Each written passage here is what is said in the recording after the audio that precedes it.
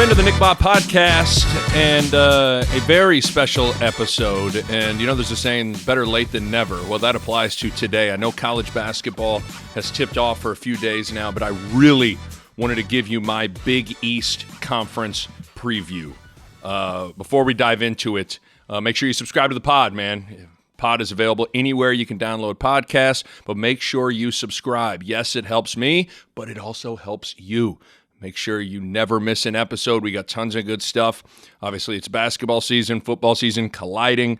Still got some interesting things with hoops that we got to dive into, and with Husker football as well. So make sure you subscribe to the podcast. All right, my Big East preview. I'm there's not a conference I've followed closer and been more involved with than the Big East over the last 5, 6, 7 years or so. This is my sixth year covering the league for Fox Sports 1 as an analyst. So I have been intimately involved with all 10 teams, all the coaches, all the players, kind of their arc of their last 3 or 4 years, where they're at, all those sorts of things. So I feel like I have a great feel for this conference and each team. So what I kind of want to do is dive in to each team. I'll give you my predictions on how I kind of forecast maybe the final standings looking at the beginning of March.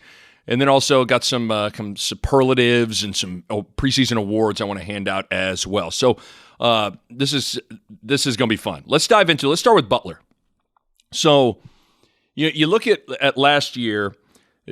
Butler was a couple of nuggets here. Butler was one of 8 schools to win an NCAA tournament game from 2015 to 2018. And that streak was broke last year, which is obviously, Butler has a standard. It was the second losing season since 2005. So you could tell there was some frustrated, Coach Jordan was frustrated. A lot of people around the program were frustrated with how things went. But I think that's one of the best programs in the country, and I expect them to bounce back. They're really good at home. They've won 51 consecutive non-conference home games, second behind Duke. So they're pretty good at Hinkle Fieldhouse. And when you looked at last year, LaVall Jordan, reading some different quotes from him, he was disappointed in the defense and their ability to sustain it and get stops last year. Their inability to string together stops didn't allow them to play in transition. So they were constantly going against a half-court set defense, which makes life hard. And I just think they found out last year they had a hard time scoring some nights without Keelan Martin. And they didn't just have a guy that they could throw it to and he could just go get his. Keelan Martin was one of those guys. They just get him at the elbow, get him on the wing, and he could just go get a jumper, get fouled, go get a bucket. Kamar Baldwin went through an adjustment period last year to being the number one guy and the focal point of a defensive scouting report. And that's an adjustment, man. I mean, he was always playing alongside Keelan Martin, and so he was getting all the attention. And I love Kamar Baldwin. I do think he's better suited as a Robin than a Batman. And that isn't meant to be a slight, because I think he's an excellent player. I mean, he's scored over 1,400 points in his career, preseason all-conference guy. But, he's not necessarily an elite scorer with that kind of a mindset. He doesn't have the mindset of Myles Powell and Marcus Howard. He's kind of a tough winner, do the little things guy who's not afraid of the big moment. But he's going to have to expand into becoming Batman this year, because Butler needs him to be that guy. And when you looked at last year as well, Butler's margin for error was just small because they didn't force a lot of turnovers, they didn't get a lot of second chance points, and they didn't get to the free throw line a lot. That's something I've talked to LaVall Jordan with a lot.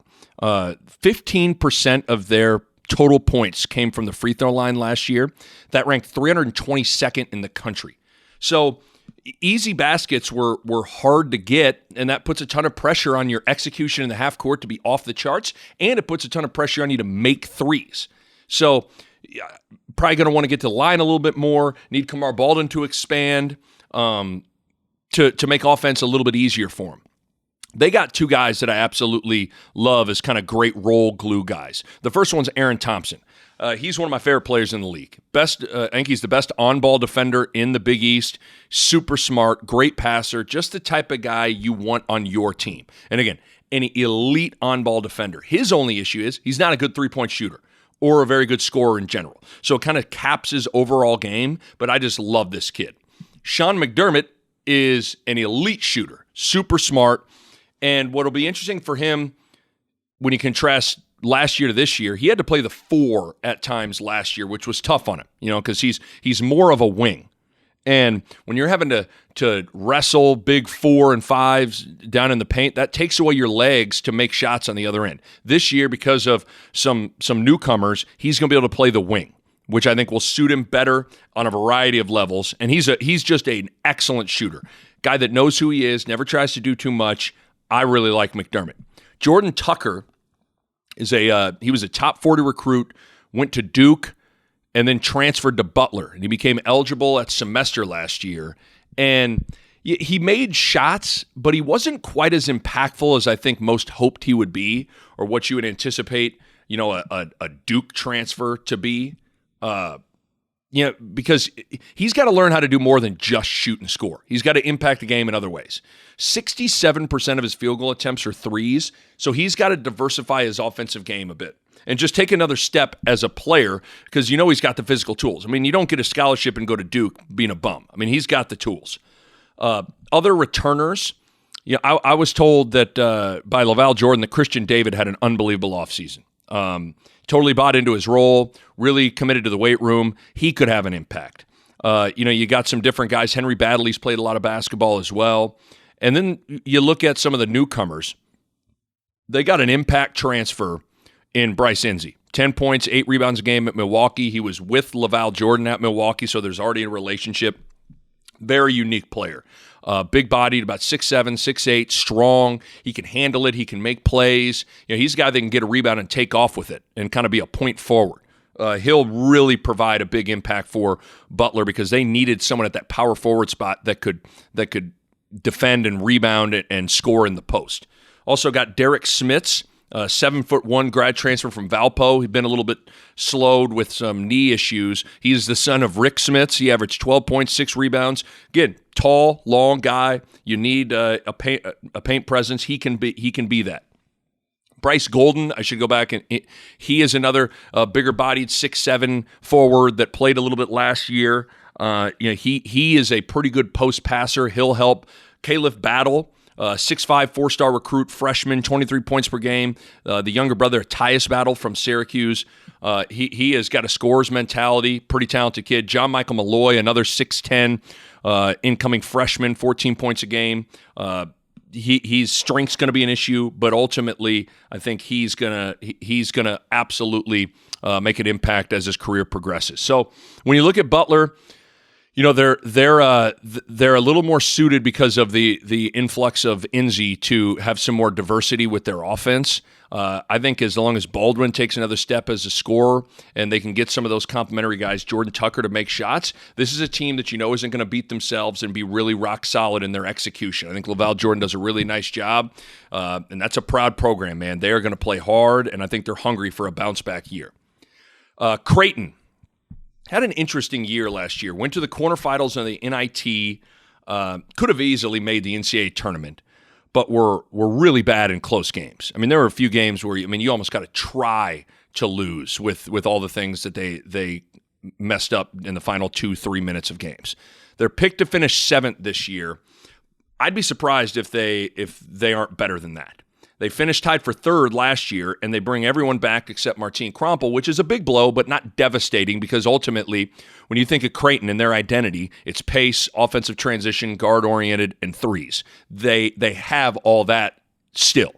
But the thing that's concerning is the injury bug has already sunk its teeth into the Blue Jays. Jacob Epperson, 6'11", guy that had a ton of potential, got banged up last year, had to take a medical red shirt, and then he broke his leg, a compound fracture in practice in the middle of October. He is out for the foreseeable future.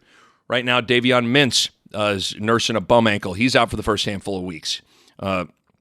Damian Jefferson is still nursing that ankle injury from a year ago. So they're a little banged up. But what they do have is a loaded backcourt. Tyshawn Alexander, Mitch Ballack, Marcus Zagorowski.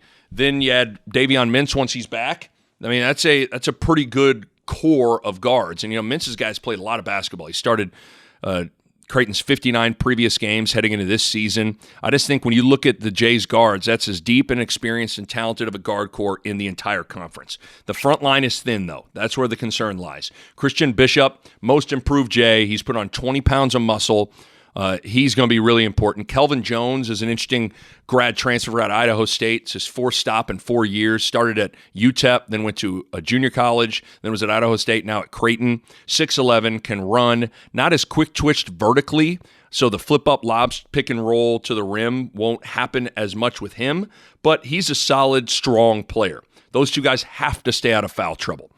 Sharif Mitchell is a freshman who's going to be an instant impact guy because he can really guard. He is awesome on the ball defensively.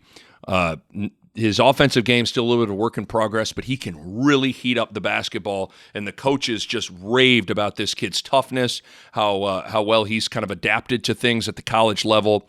He's a guy to keep an eye on. The name to remember, though, is Denzel Mahoney, Southeast Missouri State transfer.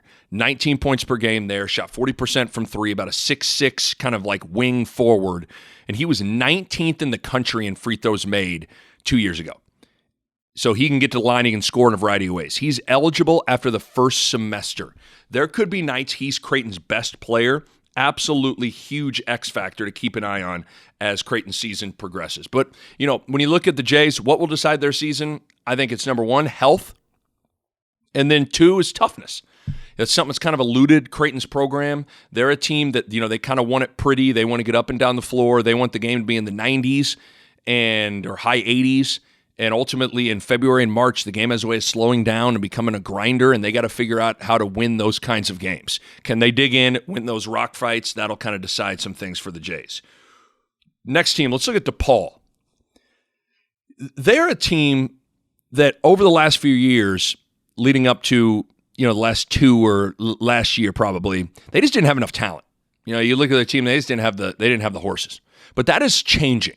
They got some dudes on that team, but they lost a few pretty impactful dudes from last year as well. Max Strus, Eli Kane, Femi Alujabi. That's 45 points per game leaving between those three. And the big one is Strus. Every defensive game plan when DePaul was when you're playing DePaul started with how are you going to deal with Max Strus.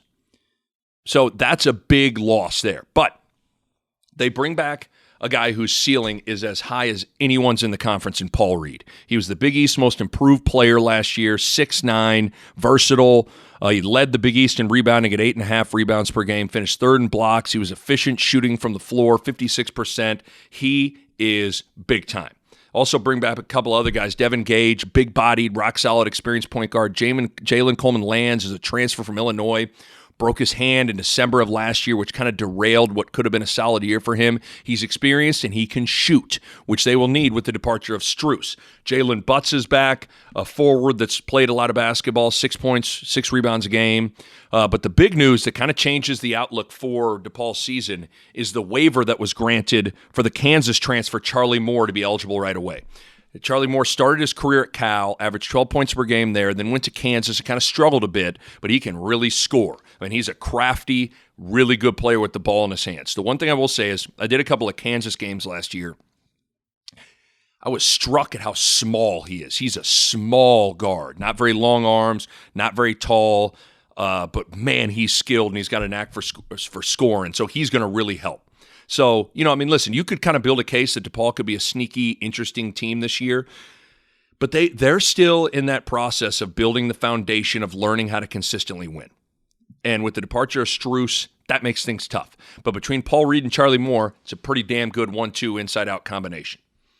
Next team I want to talk about is Seton Hall because they're the preseason favorite to win the Big East. Tons of hype around this team, and deservedly so.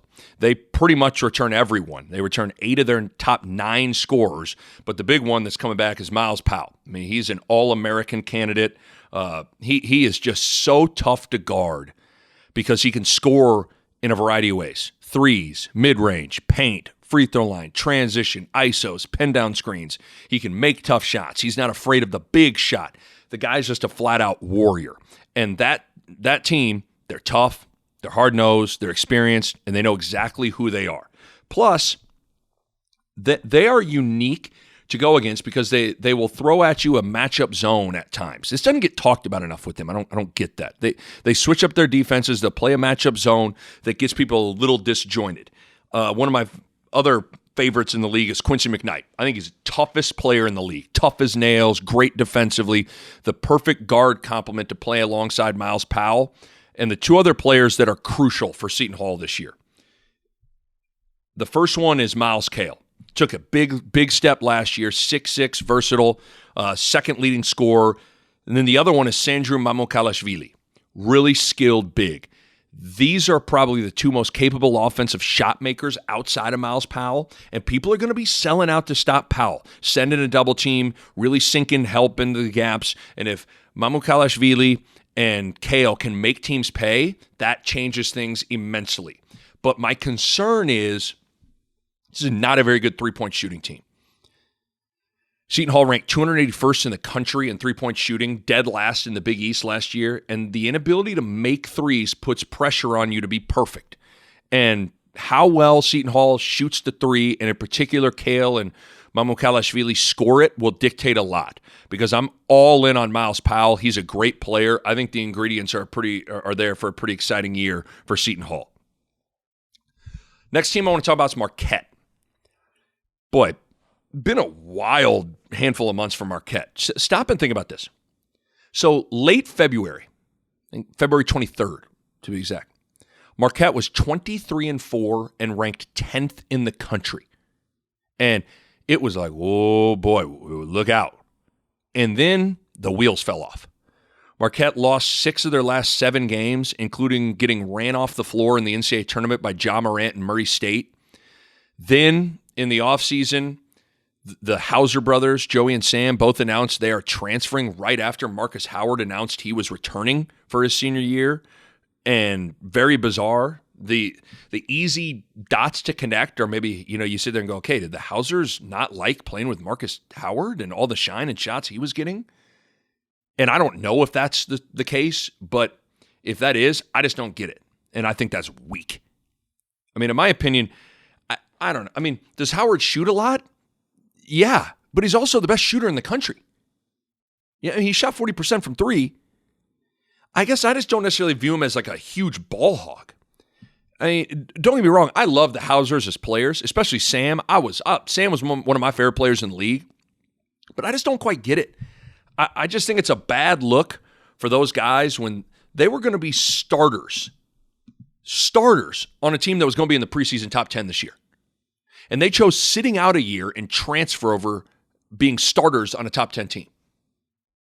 That's bizarre to me. And who knows what the real situation or reasoning was, but either way, it's head-scratching, and it changes Marquette's outlook this year. But with this year, as I said, Marcus Howard's back, which is huge. Reigning Big East Player of the Year. He's a National Player of the Year candidate. He's the best scorer in the country, period. He had multiple 50-point games in his career. He's just insane to watch. He's like the Steph Curry of college basketball. Can he improve? Sure. Is he perfect? No. He's got to tighten up his whole game, become a better passer, become a better defender, but he's the type of dude that can carry you a long ways.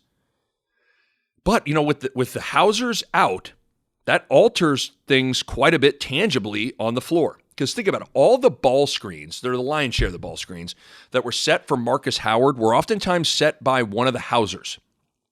And those guys were knockdown three-point shooters, and Sam Hauser could post up guards if you switched.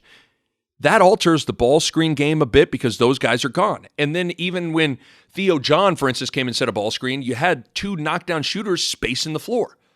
Can clog the lane, can sell out on Howard. It's a little bit different. You read different things coming out of Milwaukee. Marquette has talked about playing big, potentially 2 5s at the same time, and Theo John and Jace Johnson, the Utah transfer, who's a 7-footer. Which, could be tough because with how clogged the lane is, and that's 2 non-shooters on the floor that you can really kind of sell out to take Howard away. We'll see. But the big thing is this. All last year, whenever I watched Marquette or did one of their games, Marquette felt like they were just a guard short. They just didn't have another backcourt player that could handle the rock and score.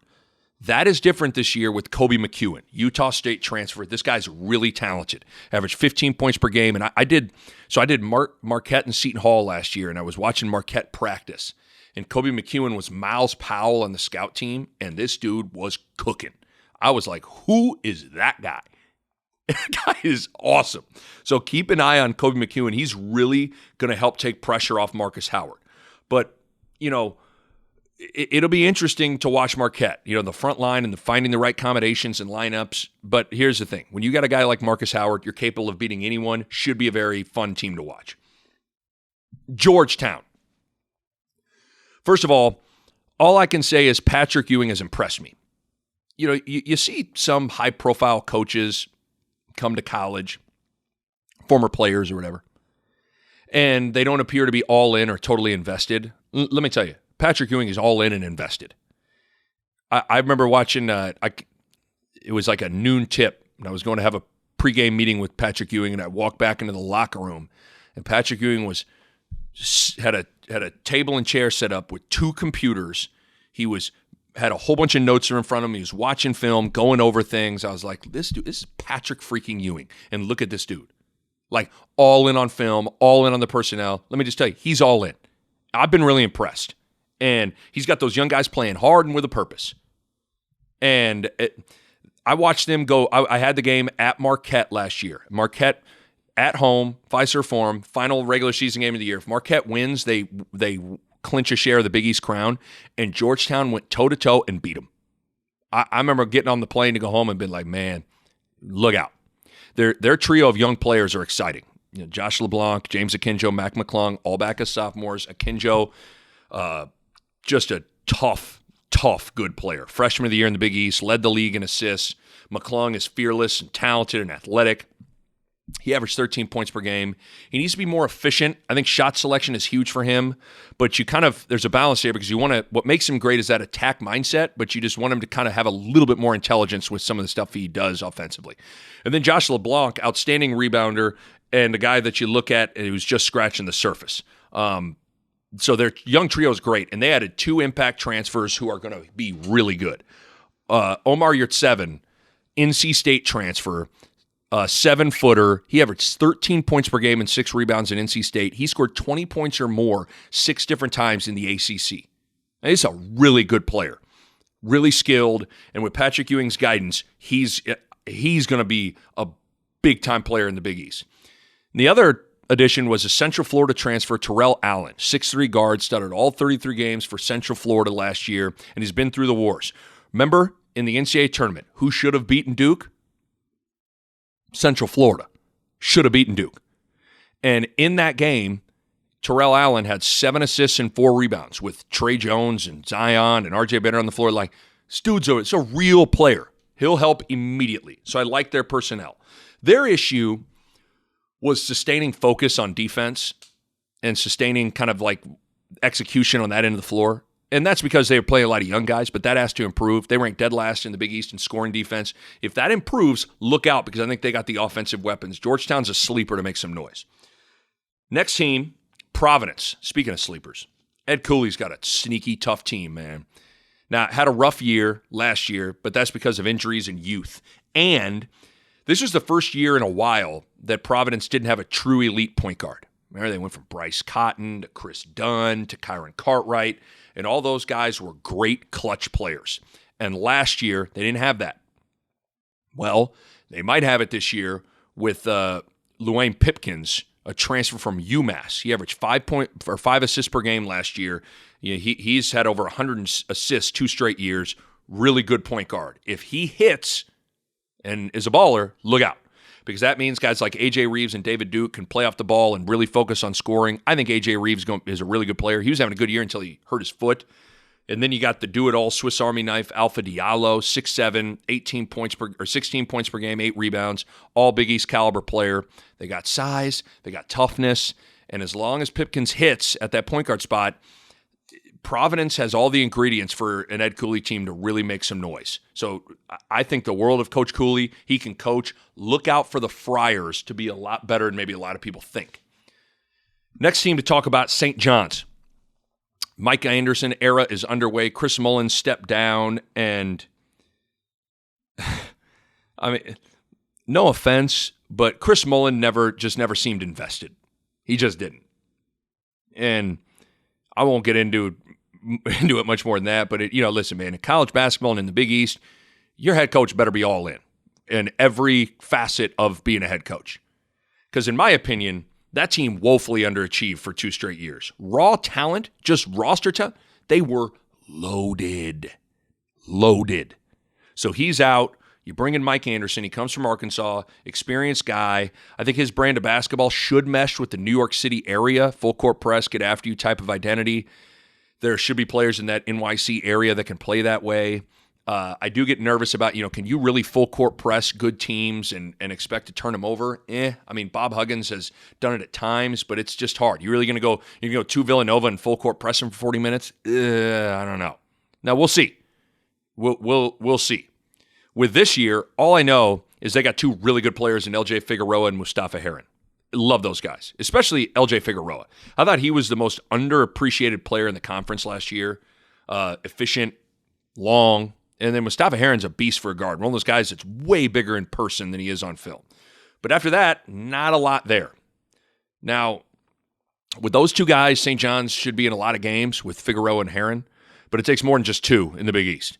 Feels like a transition year for St. John's, but I think Mike Anderson could work there in NYC.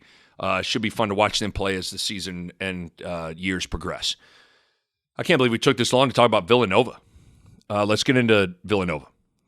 Feels like a big changing of the guard at Nova in terms of personnel. Kind of the last of the title dudes departed, Phil Booth and Eric Paschal. But before we all discount Nova, keep this in mind. Villanova's won 2 national championships in the past 4 years. They've won 5 of the last 6 Big East titles, and they're 90-18 in conference play over the last 6 years. This is a blue blood elite program that has been arguably the best college basketball program in the last 5 years. So, listen, you ready to count Jay Wright and Nova out? I'm not. I mean, I will say this, doing what I do with Fox, of all the teams I've covered and talking to coach and shoot-arounds and practices, Villanova is always the most mature, grown-up, button-up team in their pregame shoot-arounds. It's a bunch of, adults. It's crazy. Nobody playing grab ass and not listening and all that stuff. They are serious, and it shows with how they play. With all that said, it does feel like an interesting year personnel-wise. Nobody, you look at their roster, and there's nobody on paper that you automatically say, yep, all-conference guy, no doubt right there. Now, that's not to say they don't have some guys I like. Colin Gillespie, tough, winner. I memean, think about it. Javon Quinerly, who was a 5-star guy, came to Villanova and couldn't beat out Gillespie. Couldn't beat him out. So, Quinerly left. I mean, Gillespie's a solid player. Jermaine Samuel, Sadiq Bey, Demir Cosby-Roundtree all feel like they're ready to take another step. And that's kind of been the MO for this program. Not only do they recruit well, but they develop guys because they stick around. And that core group is in their 2nd and 3rd years at Nova. And this is their model, right? They get guys to stay 3 or 4 years, and they win. So I think it'd be foolish to think those guys won't take a step. The guy that though is the most important to me is their stud freshman, Jeremiah Robinson Earl. Versatile, 6'6" guy who just knows how to score and play. And in Villanova's system, they keep it really simple. They rely on being able to guard you one-on-one and beat you one-on-one. And they do different things that just put you on an island, and you better be able to be up to the task. And I think Robinson Earl will fit that. So we'll see. Again, if there's a program that has earned the benefit of the doubt, it's Nova. But they aren't necessarily just out of this world good on paper. But, man, I'm not ready to pick against them. My guess is when March comes around, they're going to be right there in the conference title race. And the last team to discuss as I take a drink here. I've been talking for a little bit. Okay. Let's talk about Xavier. I had a lot of Xavier games last year, and I've had a lot of Xavier games over the last handful of years. They were a team that when I'd go down their roster, I'd say, okay, I like that player. He's a good player. I like him. He's a good player. He's a good player. And then for whatever reason, they couldn't quite put it all together. So they were kind of up and down. And when they were down, it was because of 2 things. Number one, the lack of depth, especially off the bench in their backcourt. And then number 2, their inability to make 3-pointers. They really struggled to shoot it from beyond the arc. Outside of Ryan Wellich, their grad transfer who's now out or graduated. So, a lot of teams would just plug up the lane, make life tough. And I also think it was an adjustment for the likes of Quentin Gooden, Paul Scruggs, and Najee Marshall to adjusting to life without Trayvon Blute and JP Macura. And I thought at times Gooden and Marshall in particular took bad shots. But with all that said, they navigated and hung in there and finished the year strong, winning 8 of their last 11 games. They went to the NIT, lost on the road in overtime at Texas, and they appeared to have hit their stride late. And you hope that kind of carries over into this year because that whole core is back. Gooden, Scruggs, Marshall, Tyreek Jones. And then they had a grad transfer who I think is a stud. Jason Carter from Ohio. I actually had Ohio played at Xavier last year, and I had that game on TV, and Jason Carter was awesome. Had 17 points against Xavier. Really, really big-bodied, 6'8", good player. He'll help. Najee Marshall is a dark horse Big East Player of the Year type of dude. He's got all the tools. I think Paul Scruggs is great. I actually think Paul Scruggs is their most consistent player. And when Gooden is on, he's awesome. He's just got to improve his consistency, though. All in all, if they shoot it better from 3, this is a team that I think is going to have a big bounce-back year. And, listen, credit Travis Steele for navigating a tough waters last year. And, he's got big shoes to fill with Chris Mack and the mark of excellence he left on that program. But I think Steele is up to the task. Look out for the X-Men. So there's kind of the teams, my thoughts on each team. And, golly, predicting the league this is the hardest I think it's ever been to really kind of put a pen to paper and predict it. Because there's not a lot of separation between teams 1 and 2 and 6, 7, and 8 to me. There's no dominant team like Nova the last few years. So I think this is a league where, and this is how it sometimes is, one game could separate finishing 2nd or 3rd or finishing 7th and 8th. If I had to, I'd predict Seton Hall to win the league. I'd have Nova right behind them. Then I'd have Xavier at 3, Creighton 4, and then now you're just, it's kind of a coin flip. Marquette at 5, Providence 6, Georgetown 7, Butler 8, DePaul 9, St. John's 10. But listen, man, who knows? I have a great feel for these teams, but separating them is the hardest year to handicap the league since its new formed inception, in my opinion. I think the Big East can get 6 teams in the NCAA tournament. I think the league is really tough this year. Again, they don't have a dominant team. They don't have a team that's going to be a 1 or a 2 seed, but it's really deep. I think that I will peg the player of the year, preseason player of the year, is Myles Powell because I think Seton Hall is going to win more games than Marquette. So, to the victor go the spoils. Freshman of the year, Jeremiah Robinson-Earl out of Villanova. Defensive player of the year, my boy Aaron Thompson out of Butler. I think he's a stud. Newcomer, Georgetown. Omer Yurtseven, going to be a really, really good player. When my preseason all-conference, I'll kind of go the lame route. I'll go Powell, Marcus Howard, Najee Marshall, Tyshawn Alexander, and Alpha Diallo. Those will be the 5 for me.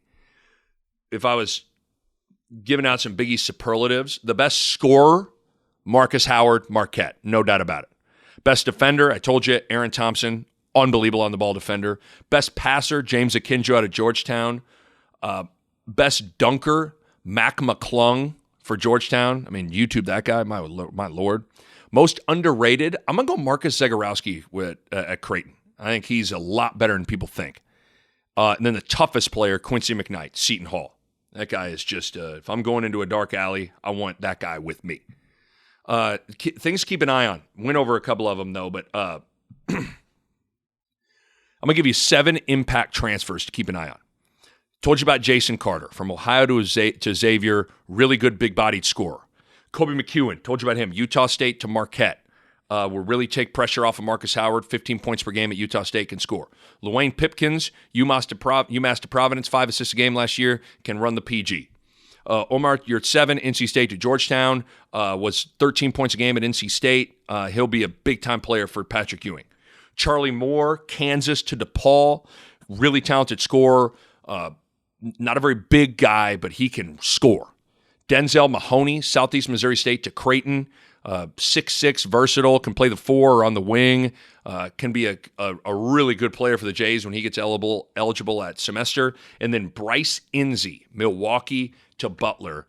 Kid's going to be a really, really good player for Laval Jordan. So there you go. 7 impact guys right there. So that'll do it. Hope you guys enjoyed that. be a fun year in the Big East Conference. Again, I'm going to be calling games on Fox, be covering the conference all year on this podcast as well.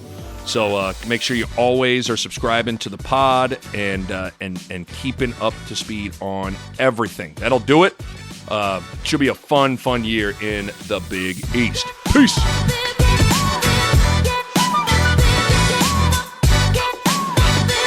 A Parkville Media Production.